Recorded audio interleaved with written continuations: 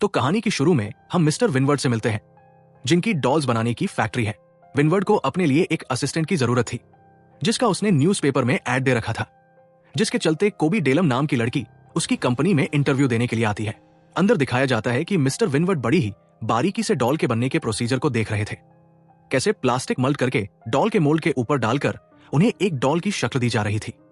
Plastic से doll बनने और उसके पैकेजिंग तक के प्रोसेस पर नवट खुद नजर रखते थे और उनकी नजरों से लग रहा था जैसे उन्हें डॉल से कोई खास मोहब्बत है। अब उनके ऑफिस में कोबी डेलम आती है, जिसका वो इंटरव्यू शुरू कर देते हैं और उससे पूछते हैं, बताओ डॉल्स का इस दुनिया में क्या रोल है। गोबी ने जवाब दिया, डॉल्स बिल्कुल इंसानों की तरह है। गॉड ने भी इंसानों को डॉल्स की तरह ही इस दुनिया में भेजा। इसके बाद सुनते ही नव्वद ने फौरन उसकी बात कर दी और बोला, नहीं, डॉल्स मासूम होती है, इंसान गुनाह करते हैं और डॉल्स कुछ नहीं करती। खैर, ये कहने के बाद वो कोबी डेलम को घर जाने के लिए कह देता है। क्वालिफिकेशन रिक्वायरमेंट से ज्यादा होने के बावजूद भी उसे कोबी इस जॉब के लिए ठीक नहीं लगी। हालांकि कोबी ने उसे यकीन भी दिलवाया कि वो बहुत मेहनत करेगी और अपने आप को प्रूव भी कर देगी। खैर, कोबी जैसे ही घर जाने के लिए पीछे मुड़ी तो हमें दिखाया गया कि उसे विनवर्ड के ही किसी आदमी ने किडनैप कर लिया है। अब कोबी को जब होश आया तो वो विनवर्ड के पैलेस में थी, जिस पैलेस को ठीक डॉल हाउस की तरह डिजाइन किया गया था। इस टाइम उसके सामने विनवर्ड खुद बैठा था, जो उसे बताता है कि अगला पूरा हफ्ता वो यही उसकी इस डॉल हाउस में गुजारेगी और किसी ब्यूटी पैचिंग गेम की तरह उसे यहाँ के हर गेम में पार्टिसिपेट भी करना होगा। लेकिन कोबी को इस सब में इंटरेस्ट नहीं था।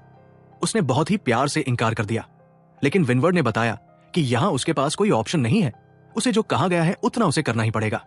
कोबी उसकी बातों से बहुत ज्यादा घबरा चुकी थी और जाने के बाद कोबी ने यहां से भागने की कोशिश भी की, लेकिन विनवर्ड की सेक्रेटरी ने उसे पकड़ लिया और भागने की उसकी सारी कोशिशें नाकाम कर दी। एक प्लान फेल होने के बाद कोबी ने भागने के लिए दूसरे प्लान्स को यूज करना शुरू किया।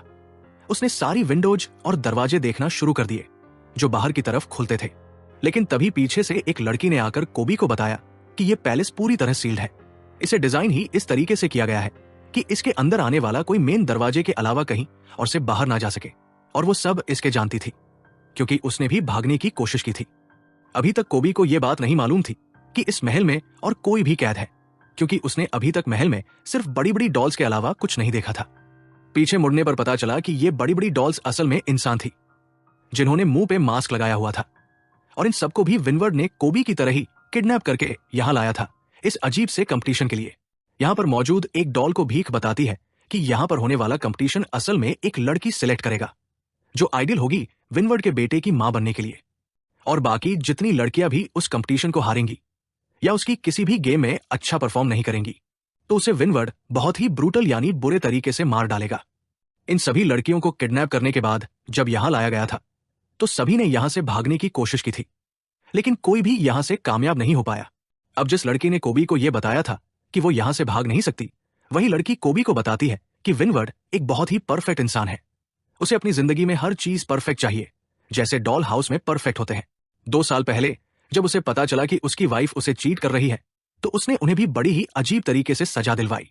दोनों को बिना कपड़ों के उसने कुएं में डुबो दिया और उस कुएं में फिर बिजली का करंट छोड़ दिया, जिससे वो दोनों मारे गए। अभी वो लोग ये बात ही कर रहे थे कि अचानक वहां तेज हवा होने लग गई। उस लड़की ने बताया कि अब विनवर्ड आने वाला है, उन्हें जल्दी से किसी डॉल की तरह तैयार होना होगा।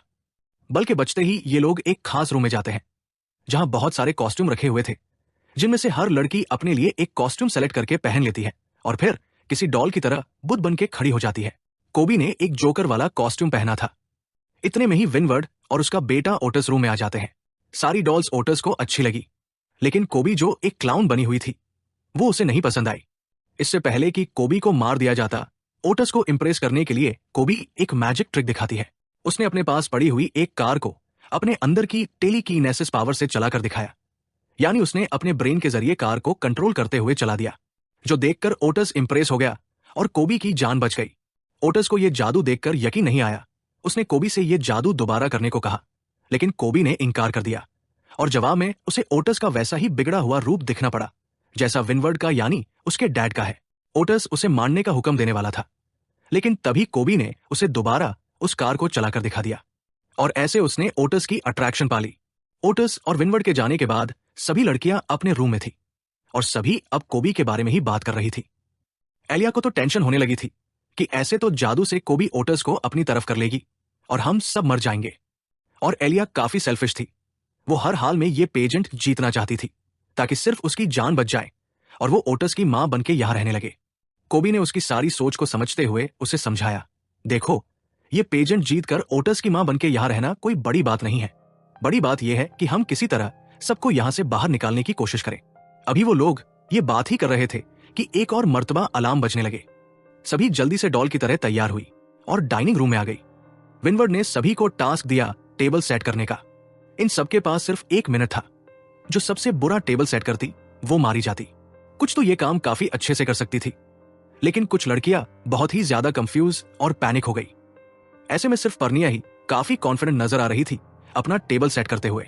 कोबी को भी टेबल सेट करना नहीं आता था, इसलिए उसने एलिया को कॉपी करना शुरू कर दिया। लेकिन लास्ट मिनट में एलिया ने एक चेंज कर दिया। उसने फॉक के साथ एक स्पून रखा और ये चीज कोबी ने भी नोटिस कर ली। इससे पहले कि वो चेंज करती, 1 मिनट का टाइमर खत्म हो गया और हर बार में उससे एक ग्लास भी टूट गया, जिसकी वजह से उसे विनवर्ड से अच्छी खासी डांट पड़ गई। इस कंपटीशन की विनर तो एलिया ही थी, लेकिन जिसने सबसे बुरा टेबल सेट किया था उसे विनवर्ड बेहोश करके अपने कुएं में फेंक देता है, बिल्कुल उसे वैसे ही मौत देने के लिए जैसे उसने अपनी वाइफ को मारा था। खैर, अगले दिन दिखाया जाता है कि दोबारा टिस्ट इस डॉल हाउस के अंदर है। यहाँ पर उसे मिलती है कोबी, जो उसे यहाँ पर अपनी टेलीकिनेसिस पावर के बारे में बताती है, जिस पर वह दिमाग से चीजों को कंट्रोल कर सकती थी। वह यहाँ पे ओटस का माइंड चेंज करने की कोशिश करती है और उससे वादा करती है कि अगर ओटस ने कोबी को जितवाया तो वो कोबी के सबसे अच्छी मां साबित होगी, और वो भी उसकी मां सिर्फ तभी बनेगी जब ओटस अपने डैड को कन्विंस करके ये रोक दे, यानी पेजेंट में हारने वाली लड़कियों को मारने के बजाय वो ऐसे ही छोड़ दे। अब दूर खड़ी एलिया, जो इन दोनों की बातें नहीं सुन रही थी, लेकिन उसे ये जरूर लगा कि कोबी ओटस को अपनी तरफ करने की कोशिश कर रही है और ऐसे उसके जीतने के चांसेस खत्म हो रहे हैं। रात में दिखाया जाता है कि टिस्ट कोबी के कहने पर विनवर्ड से बात करने के लिए आया कि वो सभी लोगों को छोड़ दे और उसे कोबी अपनी मां के तौर पर पसंद आ गई है। लेकिन इससे पहले कि वो ये सारी बात विनवर्ड को बता पाता, उसने नोटिस किया कि विनवर्ड अपने बिजनेस की वजह से बहुत परेशान है, वो और परेशान ना हो जाए, इसीलिए ओटस ने उसे कोई बात नहीं की। अगली सुबह एक और बेल बजती है और इनका एक और कंपटीशन शुरू हो जाता है, जिसमें सभी लड़कियों को शर्ट्स दी गई थी और उन पर स्टार्च स्प्रे करके उन्हें प्रेस करना था। सभी अपने काम में लग जाती है और फिर टाइम खत्म हो जाता है। रेलिया ने सबसे परफेक्ट शर्ट प्रेस की थी, जबकि एक दूसरी लड़की ने टर्च की जगह एक दूसरा स्प्रे यूज कर लिया था और कोबी ने अपनी शर्ट जला दी थी। अपनी गलती की वजह से कोबी को मारा भी जा सकता था, लेकिन यहां विनवर्ड उसे मारने के बजाय बस उसका हाथ ही चला देता है, जिससे एलिया और ऑडियंस ये अंदाजा लगा पाती है कि कहीं ना कहीं विनवर्ड के भी दिल में कोबी के लिए जगह बनने लगी थी। अब वो जब चौथी लड़की के पास जाता है, जिसकी शर्ट कोबी से बेहतर थी, तो वो जानबूझकर उसे 4 नंबर देता है और उसकी इस गलती के बदले कई मर्तबा उसके पेट में एक नोकदार चीज टैप करते हुए उसे मार देता है। अब सीन कट हो जाता है और हमें कोबी और उसकी साथी को एक रूम में दिखाया जाता है, जहां वो डिस्कस कर रहे थे कि वो मरने के बजाय यहां से भाग भी सकते हैं, क्योंकि उन्हें रेलिया ही जीतने वाली लग रही है। साथ ही कोबी अपनी साथी को यह भी बताती है कि वो ओटस का माइंड अपनी पावर से मैनिपुलेट करने की कोशिश कर रही है ताकि वो कोबी को हरा पाए और बाकी सबको यहां से फ्री करने में मदद कर सके।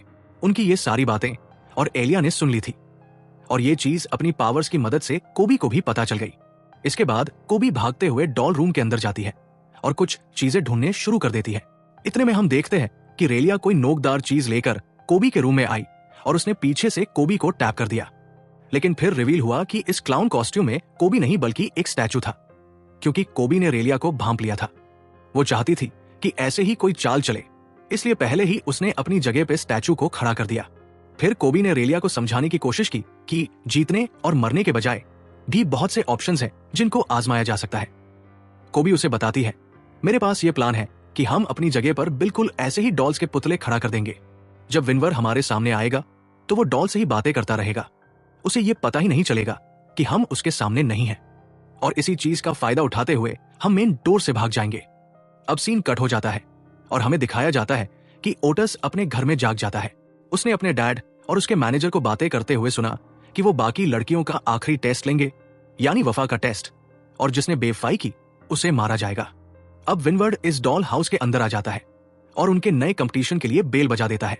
ये वो टाइम था जब कोबी को अपने प्लान को एक्सिक्यूट करना था और वो लोग विनवर्ड को धोखा देने के लिए उसकी बताई जगह पर स्टैचू खड़े कर देते हैं। इसके बाद कोबी अपनी टेलीकिनेसिस पावर की मदद से डोर को अनलॉक करती है और ये तीनों झांसा देते हुए यहां से निकल जाते हैं। कोबी को यहां से जाना अच्छा नहीं लग रहा था, क्योंकि उसने ओटस से अच्छी मां बनने का वादा किया था। वो रेलिया और अपनी साथी को कहती है, क्यों ना हम ओटस को भी अपने साथ ले चले। तो रेलिया जवाब देती है, तुम्हें ही मुबारक हो तुम्हारा अच्छा मां बनना, मैं तो जा रही हूं। ये वही रेलिया थी जो पूरे एपिसोड में अच्छी मां बनने की कोशिश कर रही थी, और अब मौका मिलते ही वो यहां से भाग गई। उसके पीछे जो दूसरी साथी थी उसकी स्पीड कम थी। रेलिया को लगा कि उसकी वजह से वो पकड़ी जाएगी, इसलिए एलिया ने अपना भागने का रास्ता बदल लिया। लेकिन इससे ज्यादा कुछ हुआ नहीं, क्योंकि उसके रास्ते बदलने से पहले ही विनवर्ड के सेक्रेटरी ने उसे देख लिया था और उसने उसे शूट करके मार दिया। उसके साथ साथ उनकी दूसरी साथी को भी मारा गया और बच गई सिर्फ कोबी, जो वापस ओटस से अपना वादा पूरा करने के लिए गई थी। अब उसकी वफादारी को देखते हुए विनवर्ड ने फैसला किया कि वो कोबी को ही अपने बेटे की मां के तौर पर एक्सेप्ट करेगा।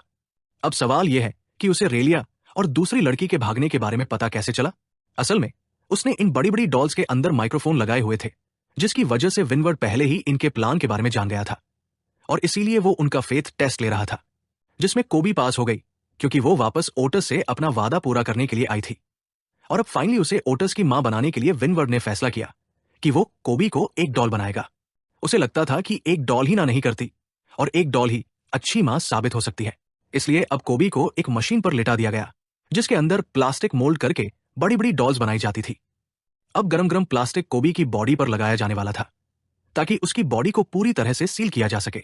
कोबी भी यहां से भागना चाहती थी, और उसने अपनी पावर्स का इस्तेमाल किया, जिससे कमरे की लाइट्स तो फ्लिकर करने लगी, लेकिन वो अपनी आप को इस मशीन से छुड़वा नहीं पाई। फिर सीन कट होकर हमें दिखाया जाता है कि कोबी अब पूरी तरह एक डॉल की शक्ल में बदल चुकी है, और वो अब विनवर्ड और ओटस की खिदमत कर रही है। अचानक विनवर्ड का चाय का कप उछलकर छत से लग जाता है, और देखने को मिलता है कि इस वक्त उनके घर में 2 विचेस यानी जादू करने वाली औरतें आई हैं, जिन्हें कोबी ने अपनी टेलीकीनेसिस पावर से बुलाया था। लेकिन क्योंकि कोबी की पावर्स इतनी स्ट्रांग नहीं थी, इसीलिए विचेस को उसका संदेश देर से मिला। एक विच ने अब अपने मैजिक से कोबी के ऊपर से उसका प्लास्टिक रैप तोड़ दिया और उसे वापस इंसान बना दिया। ये लोग कोबी को यहां से बचाने आए थे। एक विच ने कोबी से कहा कि वो उनके साथ चले, लेकिन जाने से पहले कोबी ने ओटस को भी अपने साथ चलने को कहा, क्योंकि उसने ओटस से अच्छी मां बनने का वादा किया था। इस वक्त विनवर्ड कुछ नहीं बोल सका, क्योंकि विचेस ने अपनी पावर से उसे फ्रीज कर दिया था। जाने से पहले एक विच ने विनवर्ड और उसके सेक्रेटरी को भी फ्रीज कर दिया और उसके डॉल हाउस को जलाने की शक्ति का इस्तेमाल किया। और फिर कहानी के आखिरी सीन में हमें दिखाया जाता है कि कोबी और ओटस एक नए महल में जाते हुए दिखाए जाते हैं। वहां कोबी ने ओटस से कहा, तुम अपना पुराना नाम भूल जाओ, आज से तुम्हारा नाम चार्ल्स है। और ओटस उसकी बात सुनते हुए सिर हिलाता है। बस यहीं पर कहानी खत्म हो जाती है।